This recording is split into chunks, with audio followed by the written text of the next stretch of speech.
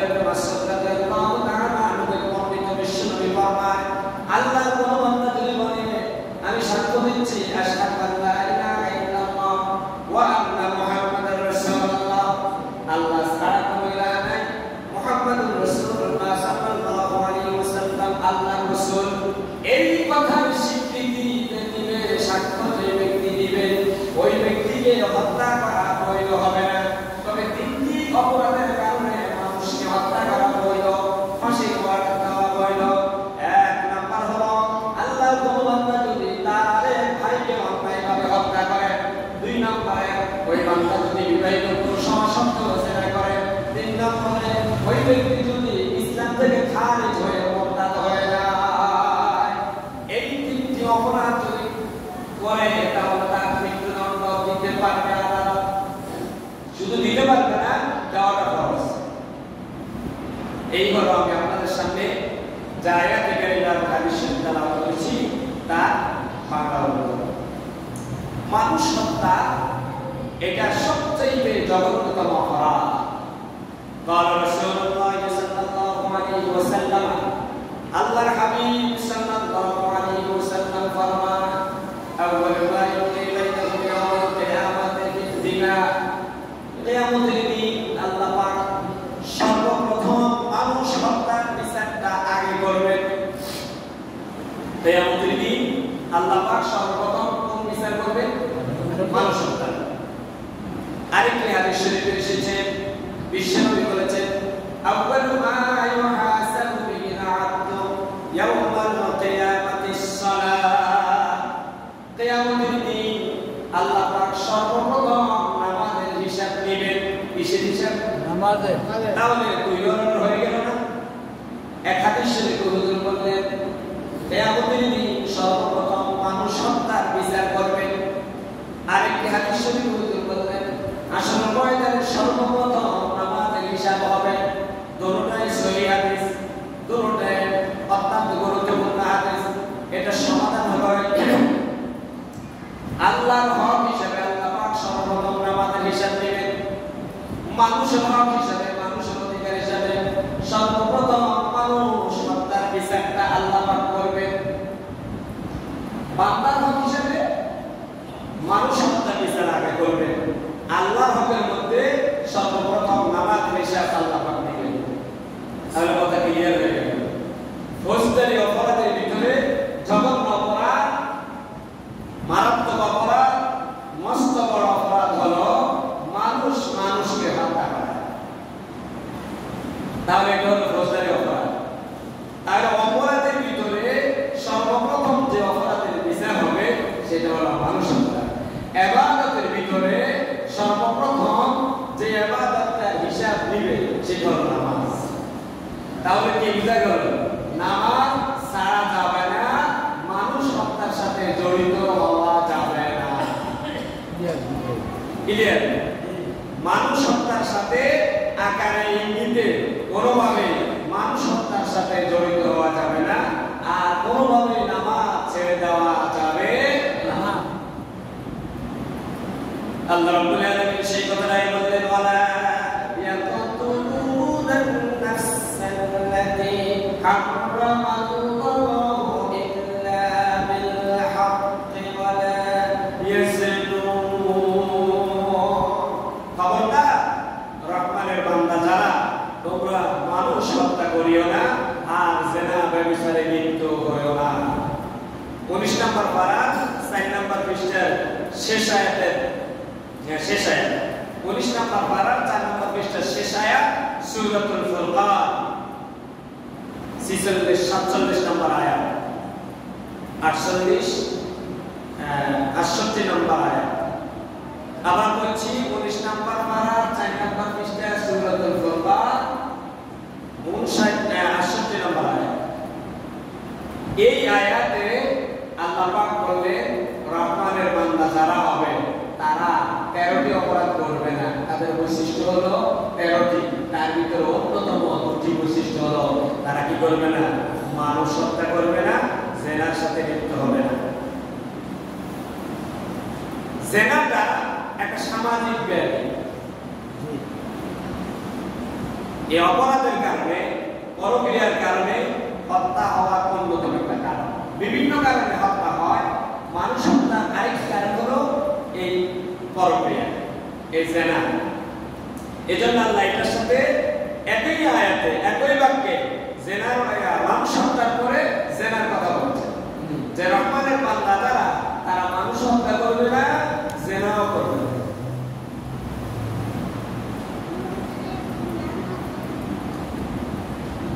পবিত্র কোরআন শরীফে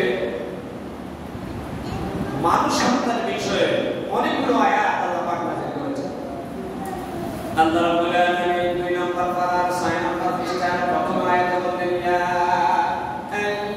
আইয়ুহাল্লাযীনা আমানু কুতিবা আলাইকুমুল কিসাসু ফিল কাতলা আল-হুররু বিল হুররি ওয়াল আবদু বিল আবদি ওয়াল উনসা বিল উনসা ফামান উফিয়া লাহু মিন আখিহি শাই'উন ফাত্তিবাউন বিল মা'রুফ।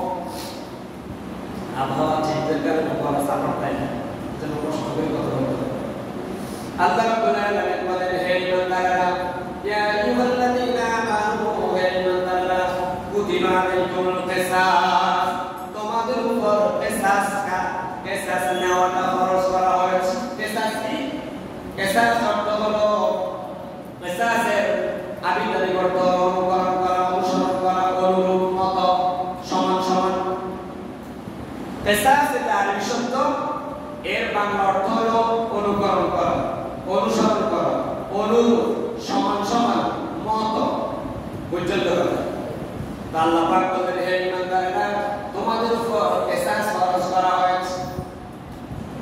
আল-হুররু বিল হুররি, একজন স্বাধীন মানুষ যদি আরেকজন স্বাধীন মানুষকে হত্যা করে, ওয়াল আবদু বিল আবদি, একজন গোলাম যদি আরেকজন গোলামকে হত্যা করে, ওয়াল উনসা বিল উনসা, একজন মহিলা যদি আরেকজন মহিলাকে হত্যা করে, তাহলে তাদের বিধান হলো তাকে যে অস্ত্র দিয়ে আঘাত করেছে, যেই মারণাস্ত্র দিয়ে তাকে মৃত্যু দিয়েছিল, তাকে হত্যা করা হয়েছে, অনুরূপভাবে আদালতের রায় নিয়ে তাকে সেভাবে হত্যা করা, এটাই হলো কিসাস। ফামান উফিয়া লাহু মিন আখিহি শাই'উন, তবে তোমার ভাই যদি কিছুর বিনিময়ে তোমাকে মাফ করে দেয়, ফাত্তিবাউন বিল মা'রুফ, তাহলে এটাই সঙ্গত, তা অনুকরণ করাও যেতে পারে। আয়াতটার অর্থ হলো, হে ইমানদারেরা, তোমাদের উপর আল্লাহ পাক কিসাস ফরজ করেছেন। কিসাস এটা আরবি শব্দ, এর বাংলা অর্থ হলো অনুরূপভাবে প্রতিশোধ নেওয়া, অনুরূপভাবে প্রতিশোধ নেওয়া। আপনাকে কুঠার দিয়ে আঘাত করছে, আপনিও তাকে কুঠার দিয়ে আঘাত করবেন। আপনাকে ছুরি দিয়ে আঘাত করেছে, আপনিও আদালতে রায় দিয়ে, আদালত আল্লাহর অর্ডার দিবে যে বাদী হাত কাটা হয়েছে, তুমিও এই বিবাদীর হাত কেটে ফেলো, আদালতে রায় দিতে হবে।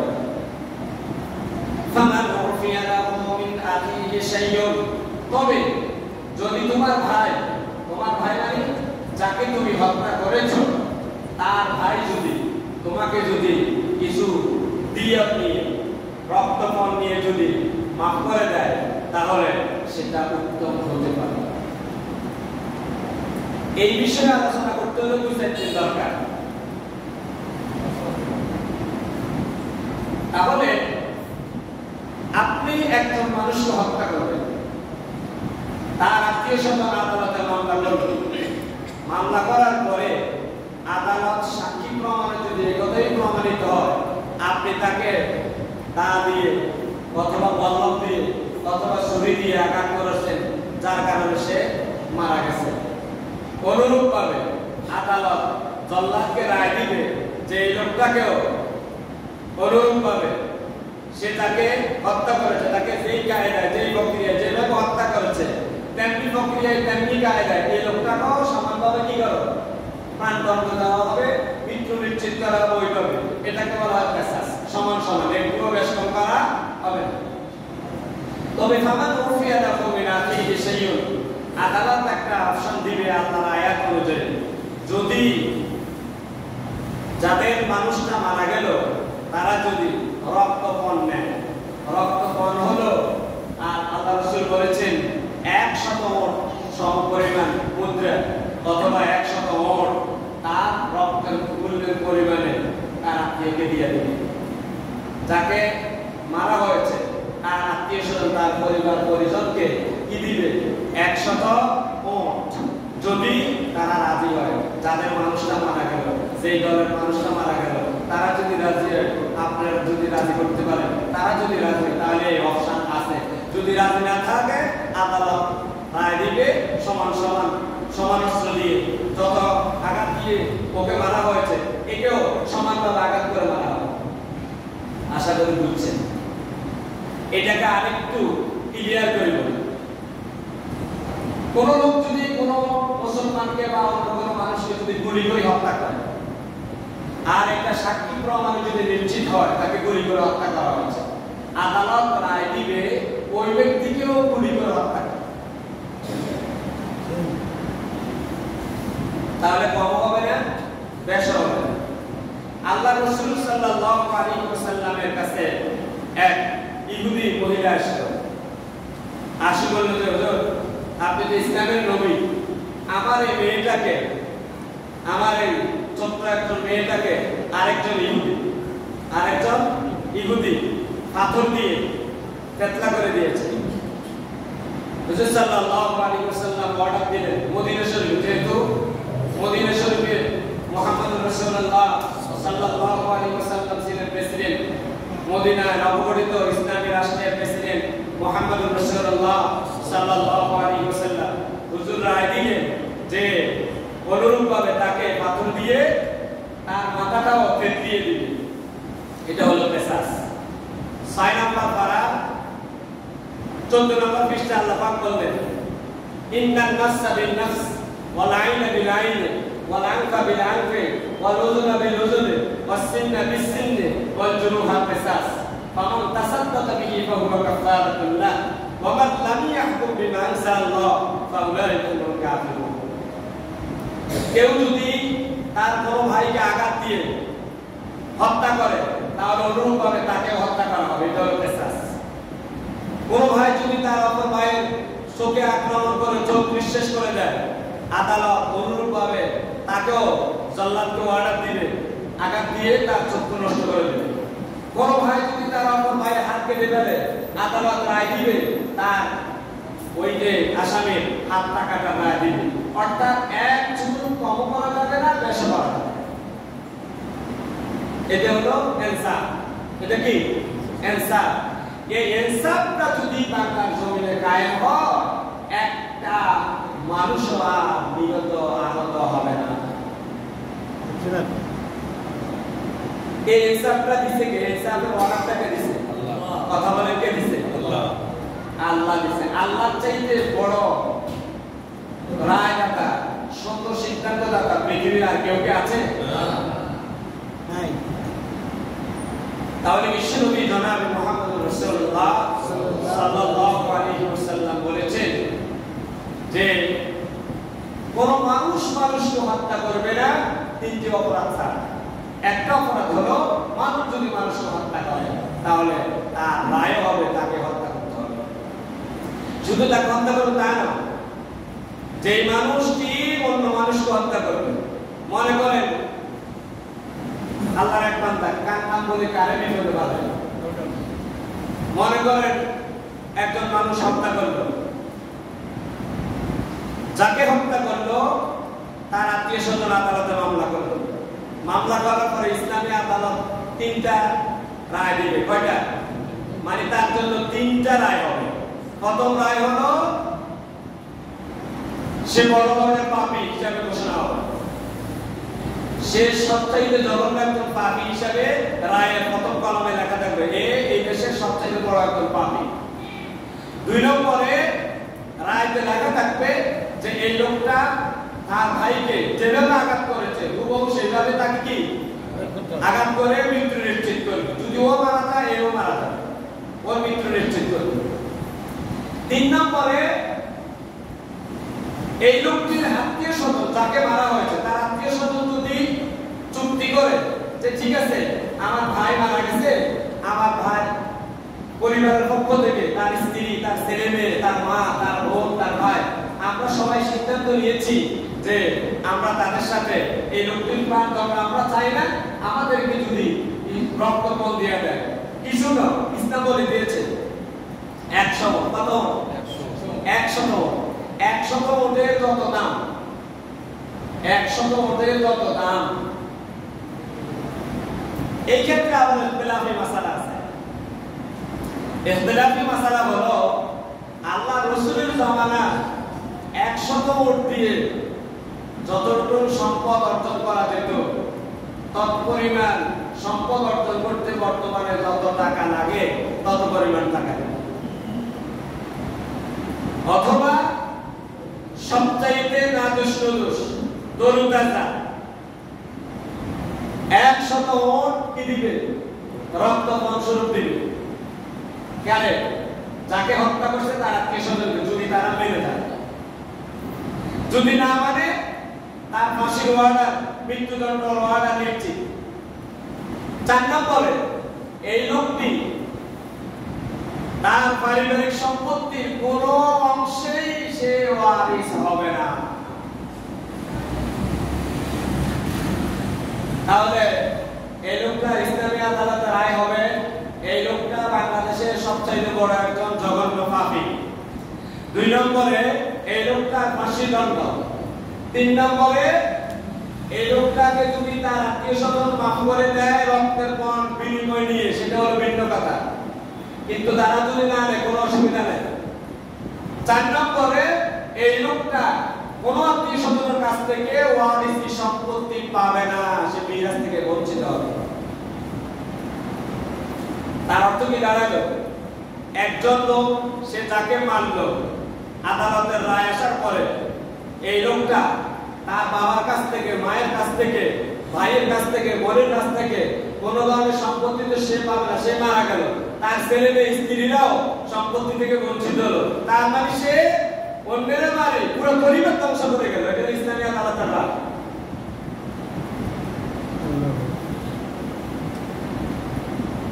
এইভাবে যদি 2-4টা রায় হয়ে যায় আর কার্যকর হয়ে যায়, বাংলাদেশে আর কেউ কাউকে হত্যা করার সাহস পাবে না। আল্লাহ রাসূল সাল্লাল্লাহু আলাইহি ওয়াসাল্লাম বলেছেন, আল্লাহর কোন বান্দা যদি কোন অস্ত্র বহন করে মানুষকে মারার জন্য, যতক্ষণ পর্যন্ত ওই ব্যক্তির কাছে অস্ত্র থাকবে ততক্ষণ পর্যন্ত ওই ব্যক্তির উপর আল্লাহর লানত বর্ষিত হতে থাকবে। কথা বুঝেন না? বিশ্বনবী বলেছে, আল্লাহর কোন বান্দা যদি অস্ত্র কিনে অন্য কাউকে আঘাত করার জন্য, মারে না এখনো, কিন্তু মারার জন্য অস্ত্র কিনল, আল্লাহর লানত তার উপর বর্ষিত হতে থাকে। এর জন্য অস্ত্র কিনে যাবে? কাউকে মারার জন্য অস্ত্র কিনে যাবে? قال رسول الله صلى الله عليه وسلم يجيء المقتول يوم القيامة কিয়ামতের দিন নিহত ব্যক্তি, হত্যাকারী ব্যক্তি এইভাবে চুলের মুড়া ধরে আল্লাহর সামনে হাজির করবে। ইয়াজিউল মাকতুল বিল কাতিল, হত্যাকারী ব্যক্তিকে নিহত ব্যক্তি চুলের মুড়া চাপি ধরে আল্লাহর আদালতে উপস্থাপন করবে। বলবে যে রব্বুল আলামিন, এই যে এই লোকটা আমাকে হত্যা করেছে। আল্লাহ রব্বুল আলামিন বলবে, কিও তুমি কেন হত্যা করলা? সে বলবে, রব্বুল আলামিন আমি করি নাই, আমাকে বেগুলকে ফুলা রাষ্ট্রীয় খবর দিয়েছে হত্যা করার জন্য। কথা বুঝেন নাই? আমাকে কি করেছে? ঊর্ধ্বতন কর্তৃপক্ষ অর্ডার দিয়েছে, বড় ভাই অর্ডার দিয়েছে। আগে চৌধুরী আব্দুল্লাহ মামুনের মতো আর কি, পুলিশ সাবেক পুলিশ প্রধান, সে কম মাননীয় আদালত আইন তাহাসর ময়দানও বলবে, রব্বুল আলামিন আমি না, আমাকে অর্ডার দিয়েছে। আল্লাহ বলবে, আমি কি তোকে আদালত দেই নাই, বিবেক দেই নাই? প্রয়োজন তুই চাকরি ছেড়ে দিতি, তোর রিজিকের ব্যবস্থা আমি আল্লাহ করতাম।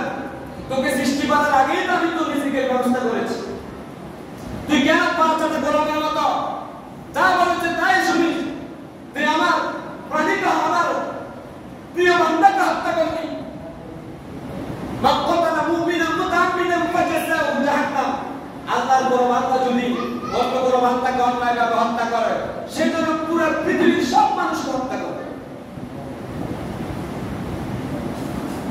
বিশ্বনবী জনাব মুহাম্মদুর রাসূলুল্লাহ সাল্লাল্লাহু আলাইহি ওয়াসাল্লাম আরেকটি হাদিস শরীফে বলেছে, আতাতুনা মাল মুফলিস, ও আমার সাহাবীরা তোমরা কি জানো সবথেকে অসহায় কে হবে হাসরের ময়দানে?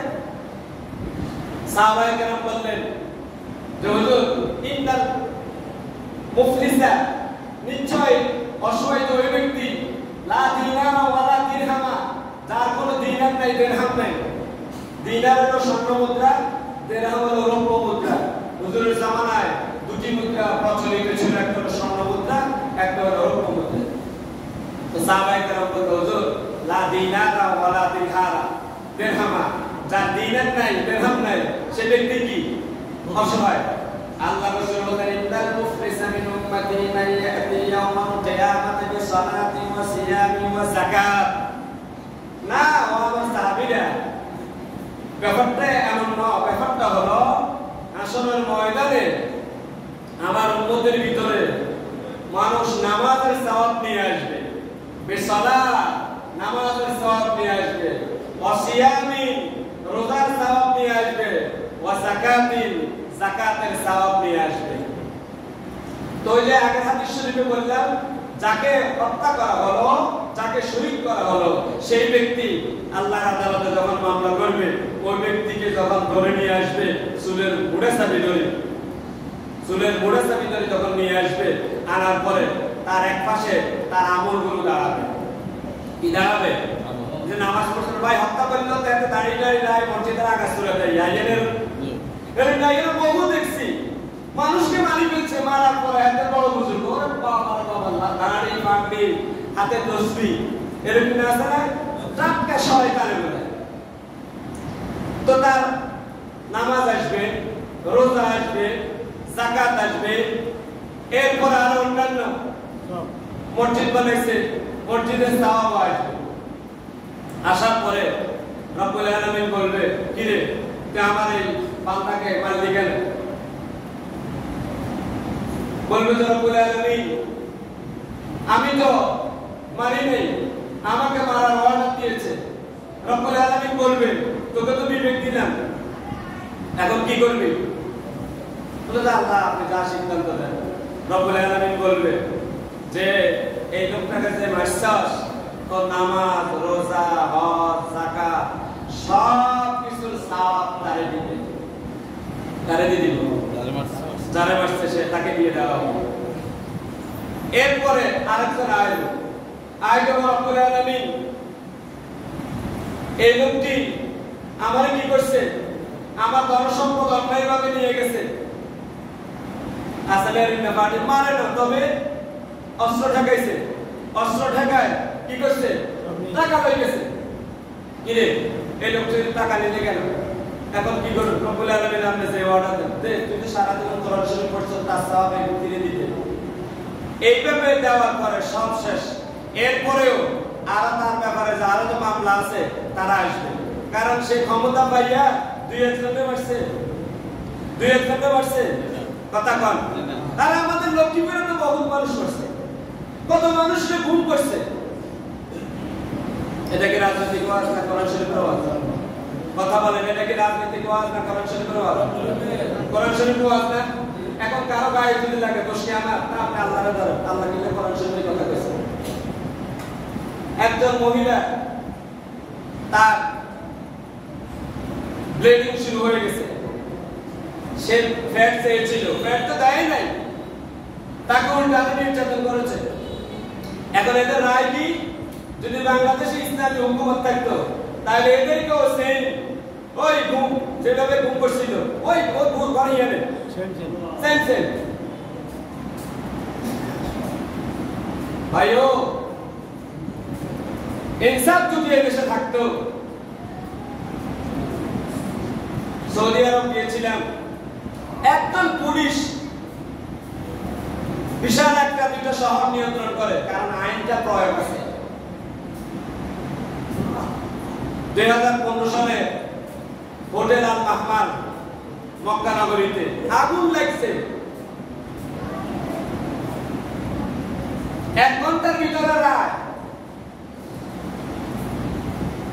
অনুসন্ধান করে 60,000 রিয়াল জরিমানা হয়েছে কক্সবাজারের এক ভদ্রলোক, এই হোটেলের মালিক ছিল। আর আগুন লাগছে সুদানি এক ব্যক্তি গোশত গরম করতে যায়। কারণ সৌদি আরবের হোটেলগুলোতে হজের টাইমে রান্না বান্না করা নিষিদ্ধ। এই কারণে ওই লোকটার হলো ৬০,০০০ রিয়াল, কারণ সে সতর্ক না করার কারণে। লগে রায় ঠান্ডা দেশ, চুরি করেছে, হাত কেটে দিয়েছে, দেশ ঠান্ডা। স্বর্ণের দোকান খুলে মসজিদে যাবে, আবার কে তাকাবে? একটা বলেন ইনসাফ। ইনসাফ কায়েম করতে গিয়ে যারা বিরোধিতা করবে তারা কোরআন শরীফের শত্রু, তারা ইসলামের শত্রু। ইনসাফ এটা ওয়ার্ড দিয়েছে কে? আল্লাহ। আমরা কার বান্দা? আল্লাহ। আমাদের দেশে কিছু মানুষ রুগী আছে, কোরআন শরীফের কথা কর, হাদিস শরীফের কথা কর। এখন কোরআন শরীফের কথা আর হাদিস শরীফের কথা যদি বলতে যা কারো গায়ে লাগবে। যে সুদখোর, সুদের আলোচনা করলে তো ওর গায়ে লাগবে। যে জেনাখোর, জেনার আলোচনা করলে তো ওর গায়ে লাগবে। যে চাঁদাবাজের আলোচনা করলে তো ওর গায়ে লাগবে। যে মানুষ হত্যা করেছে এই আলোচনা করলে তো হত্যাকারীর গায়ে লাগবে। দেখুন, আপনি আল্লাহকে জিজ্ঞাসা করেন, আল্লাহ আপনি কোরআন শরীফে কেন এগুলো উল্লেখ করলেন? আল্লাহ এই কোরআন শরীফ দিয়েছে মানুষকে শান্তি দেওয়ার জন্য। এই কোরআন শরীফ আমরা পড়তেও চাই না, পড়তে দিও না। আল্লাহ রাসূল বলেছেন প্রত্যেক পুরুষের জন্য সূরা তাওবা মুখস্থ করা ফরজ, আর নারীদের জন্য সূরা নূর মুখস্থ করা ফরজ। এখন আমরা ব্যাপারটা হয় এমনি ছুটাছুটি করি, এরপরে আমরা হুজুর মসজিদে কোরআন হাদিসের কথা কই, রাজনীতি করেন না। রাজনীতি হবে আবাদ। রাজনীতি কি? রাজনীতি কি? আপনাদের কি সন্দেহ আছে? রাজনীতি হবে আবাদত। প্রত্যেক নবী রাজনীতি করেছেন, রাষ্ট্র চালিয়েছেন। মুহাম্মদুর রাসূলুল্লাহ মদিনা রাষ্ট্রের প্রধান ছিলেন। আবু বকর সিদ্দিক ইসলামী খেলাফতের খলিফা ছিলেন। ওমর রাদিয়াল্লাহু তাআলা আনহু খলিফা ছিলেন। আলী রাদিয়াল্লাহু তাআলা আনহু, ওসমান রাদিয়াল্লাহু তাআলা আনহু তারা খলিফা ছিলেন। আবু বকর ওমর পর্যন্ত ইসলামী রাষ্ট্রের পার্লামেন্ট ছিল মসজিদে নববী, এরপরে গেছে বাগদাদে। কিন্তু ইতিহাস না জানার কারণে আমরা বেহুদা খামোখা তর্কাতর্কি করি। আল্লাহ রাসূল সব রায় দিতেন মসজিদ থেকে, প্রয়োগ হতো বাইরে। এটাই হলো মসজিদে নববীর শিক্ষা। কিন্তু আমরা মসজিদে দুনিয়াবি কথা বলতে কি বুঝেন আপনি? কোনটাই দুনিয়াবি কথা না, সবটাই আখিরাতের কথা। ইসলাম ইন্নাদ-দীন ইনদাল্লাহিল ইসলাম, ইসলাম হচ্ছে একটি পরিপূর্ণ জীবন ব্যবস্থা। এখন আমরা ইসলামের কথা বলি, তাহলে যে ইসলাম পরিপূর্ণ, সেই ইসলামে যদি রাজনীতি না থাকে তাহলে ইসলাম পরিপূর্ণ হলো কেমনে? কারণ রাজনীতি দিয়েই তো রাষ্ট্র চালাবে, রাজনীতিবিদরাই তো রাষ্ট্র চালায়। তাহলে রাষ্ট্র চালানোর মতো গুরুত্বপূর্ণ কথা যদি ইসলামে না থাকে তাহলে ইসলাম পরিপূর্ণ কেমনে আমার বোঝা? কথা কি যৌক্তিক না অযৌক্তিক? এখন আমাদের জ্ঞানের অভাবের কারণে আমরা হয়তো বিরোধিতা করি। আল্লাহ আমাদেরকে আমল করার জন্য কবুল করুন। তাহলে তিনটি অপরাধের কারণে মানুষ হত্যা করে। কয়টা অপরাধ? একটা হলো মানুষকে অন্যায়ভাবে হত্যা করে। 2 নম্বরে কেউ যদি বিবাহিত পুরুষ যদি জিনাকার হয়। 3 নম্বরে কেউ যদি ইসলাম ত্যাগ করে মুরতাদ হয়ে যায়। এই তিনটি অপরাধের কারণে মানুষকে প্রাণদণ্ড দিতে পারবে। আল্লাহ পাক আমাদের সবাইকে ইসলামের মৌলিক বিষয়গুলো বুঝে আমল করার জন্য কবুল করুন, বলি আমিন।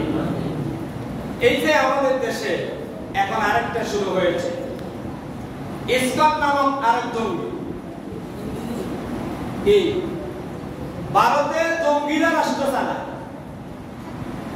উগ্রবাদীরা রাষ্ট্র চালায়। নরেন্দ্র মোদীকে তারা সাপোর্ট করেছে, তারা হিন্দু জঙ্গি। আর তারাই বলে যে বাংলাদেশ কি জঙ্গির অভয়ারণ্য। মুসলমানরা জঙ্গি হয় না, মুসলমানরা হলো শান্তি প্রিয়। যদি জঙ্গি হতো 5 তারিখের পরে একটা মন্দিরও থাকতো না। বুঝে গেল মুসলমানরা কি শান্তি প্রিয়। কথা বলতে আবার আপনারা দোষ ধরেন। মানতারি বাজার এক রাস্তার উত্তর পশ্চিম পাশে হলো মসজিদ, পূর্ব পাশে হলো মন্দির। তাহলে রাস্তার এই পিঠে মাত্র মসজিদ ও পিঠে মন্দির, ঠিক কি না? কোনো অসুবিধা হয়েছে? মুসলমানরা কি জঙ্গি না শান্তিপ্রিয়? কিন্তু তারা কোন মুসলমানরা? প্রিয় ভাই, সব দেশ নিয়ে গভীর ষড়যন্ত্রের জাল এঁটে আছে। এজন্য আমাদেরকে সচেতন হতে হবে। আমরা বাংলাদেশ বলছি, আমরা কোন পন্থী? আমরা কোন দেশের দালালরে দেশে ক্ষমতায় চাই না, এটাই হলো আমাদের মূল কথা। আল্লাহ পাক আমাদের সবাইকে কোরআন সুন্নাহ অনুযায়ী সমাজ, রাষ্ট্র, পরিবার, পরিজন সব কিছু পরিচালনা করার জন্য কবুল করুন। আমিন। হাদা মা ইনদি ওয়াল ইলমু ইনদাল্লাহ আলাইহি তাওয়াক্কালতু ওয়া ইলাইহি উনীব। আসসালামু আলাইকুম ওয়া রাহমাতুল্লাহ।